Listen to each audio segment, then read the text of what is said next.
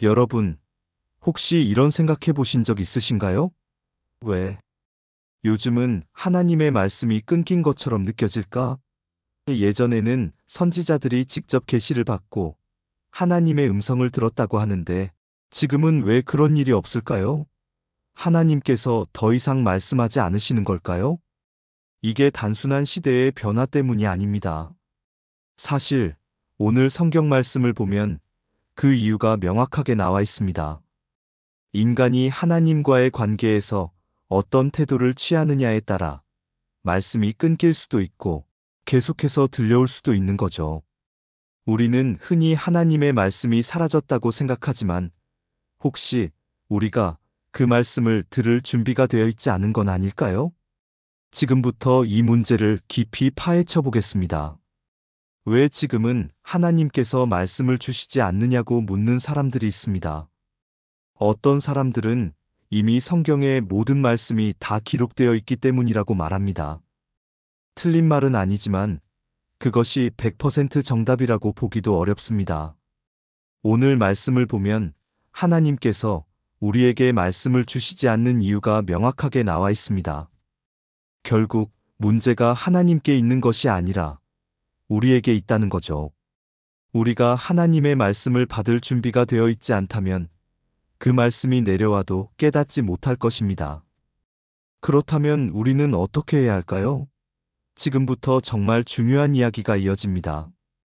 끝까지 집중해 주세요. 예레미야애가 2장 9절을 보면 이런 말씀이 나옵니다. 율법 없는 이방인들 가운데 왕과 지도자가 있고 선지자들은 여호와의 묵시를 받지 못하는도다. 이게 무슨 뜻일까요?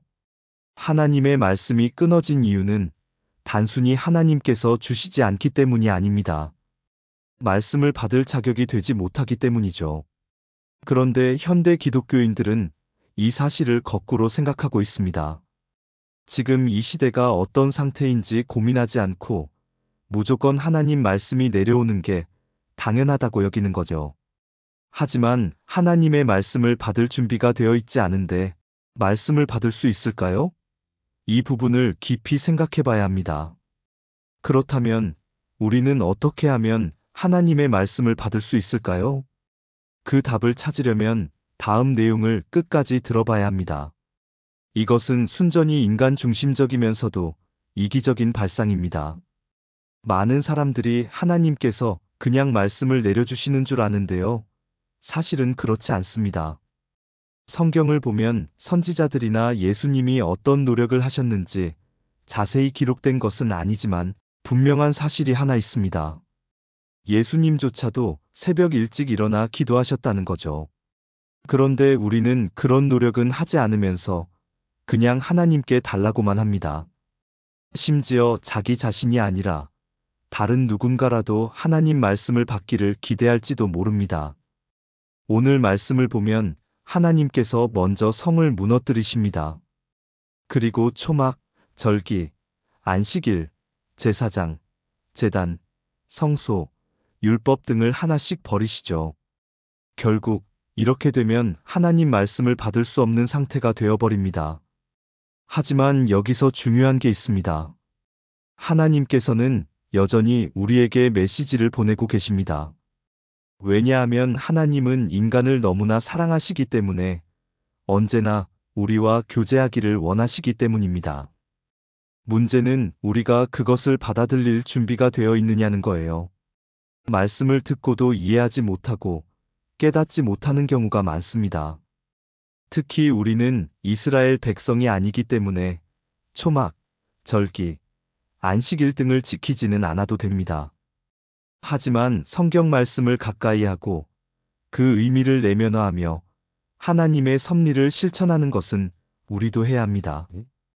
그렇다면 우리는 어떻게 해야 할까요? 하루 중에서 하나님 말씀을 꾸준히 읽을 수 있는 시간과 공간을 마련해야 합니다. 그런데 단순히 시간만 확보한다고 되는 게 아니에요.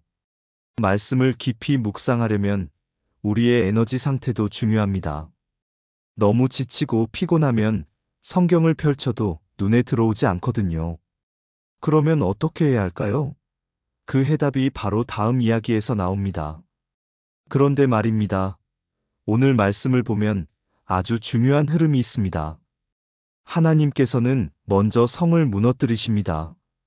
그리고 그 다음에는 초막, 절기, 안식일, 제사장, 제단, 성소, 율법까지 하나씩 하나씩 버리십니다.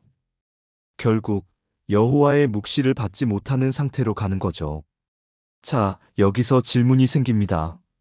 하나님은 왜 이런 과정을 거치시는 걸까요? 왜 단번에 심판을 내리시지 않고 하나씩 단계적으로 버리시는 걸까요?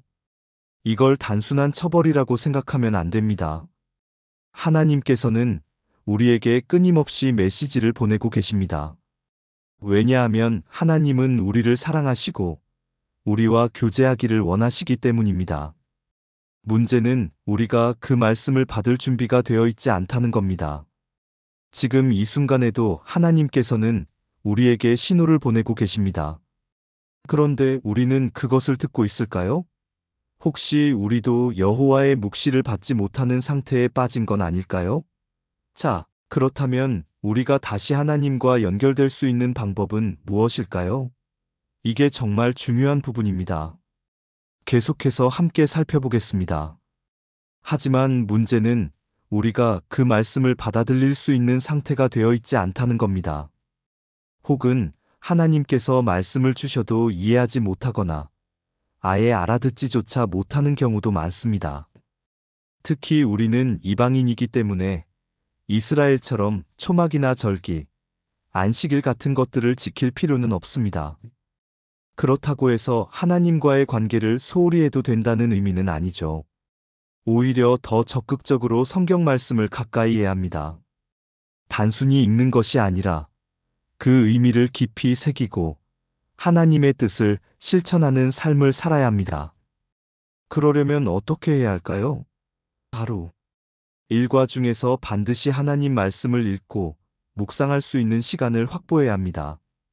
그리고 그 시간을 단순한 의무감으로 채우는 것이 아니라 하나님과의 교제 시간으로 만들어야 합니다.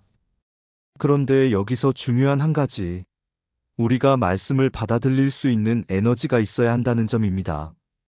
몸과 마음이 지쳐 있으면 성경을 펼쳐도 집중이 안 되고 제대로 묵상하기 어려운 경우가 많죠. 그러니까 우리의 상태를 먼저 돌보고 하나님께 집중할 수 있는 환경을 만드는 것도 중요한 부분입니다. 그렇다면 구체적으로 어떻게 하면 말씀을 생활 속에서 더 깊이 새길 수 있을까요? 이 부분이 정말 중요합니다. 이어지는 내용에서 함께 살펴보겠습니다. 어떤 사람들은 이렇게 말합니다. 먹고 사는 게 더 급한데 어떻게 매일 성경을 읽을 시간이 있겠어요? 하지만 이 생각, 완전히 거꾸로 된 생각입니다. 성경 묵상을 하는 게 시간을 빼앗기는 일이 아니라 오히려 우리 삶을 더 순조롭게 만드는 열쇠가 됩니다. 성경을 통해 하나님과 교제하고 하나님의 뜻을 깨닫게 되면 우리의 일상도 달라집니다. 그리고 기도는 단순히 종교적인 의무가 아니라 우리 삶을 더 풍요롭게 하는 강력한 무기입니다. 하나님과 늘 함께하는 생활을 하다 보면 우리 또한 여호와의 묵시를 받을 수 있습니다. 그렇다면 우리가 실제로 어떻게 해야 하나님의 뜻을 더 깊이 깨닫고 삶에서 경험할 수 있을까요? 그 해답을 지금부터 하나씩 풀어볼게요. 이것이 꼭 대단하거나 위대한 일이 아닙니다. 그저 꾸준히 의지를 가지고 내 일상이 되고 습관이 되면 되는 것입니다. 그러면 크고 엄청난 대박이 아니더라도 평온 속에서 세상에서 유일한 축복을 누리게 됩니다. 그리고 이것이야말로 세속적인 성공보다 더 큰 행복입니다. 오늘의 말씀을 마치면서 우리 함께 기도로 마무리하고 싶습니다. 사랑과 은혜가 많으신 하나님, 오늘도 귀한 말씀을 허락해 주심에 감사합니다. 저희가 세속적인 것들에 너무 몰두하여 하나님께서 주시는 묵시를 받지 못하며 살고 있음을 고백합니다. 하나님께서 멀리 계신 것이 아니라 우리가 말씀을 가까이 하지 못했음을 깨닫게 해주세요. 우리의 마음을 새롭게 하셔서 날마다 하나님을 더욱 사모하고 말씀을 가까이 하며 살게 하소서. 세속적인 성공과 욕망이 아니라 주님께서 주시는 평온한 기쁨을 알게 하시고 그것을 누리는 삶을 살게 하소서. 우리 모두가 하나님과 온전히 연결됨으로써 더 이상 하나님의 묵시가 끊어진 시대가 아니라 하나님의 말씀과 함께하는 시대가 되기를 간절히 원합니다. 오늘도 우리의 기도를 들어주셔서 감사합니다. 아멘. 오늘 말씀을 듣고 나서 하나님과 더욱 가까워지고 싶은 마음이 드셨나요? 그렇다면 여기서 끝이 아닙니다. 다음 영상에서는 우리가 말씀을 실천하는 삶을 살려면 어떤 태도를 가져야 하는지 깊이 있게 나눠보겠습니다. 이 부분이 빠지면 아무리 좋은 말씀을 들어도 변화가 어렵거든요. 기대되시죠? 구독과 좋아요, 알람 설정까지 해두시면 다음 영상도 놓치지 않고 함께할 수 있습니다.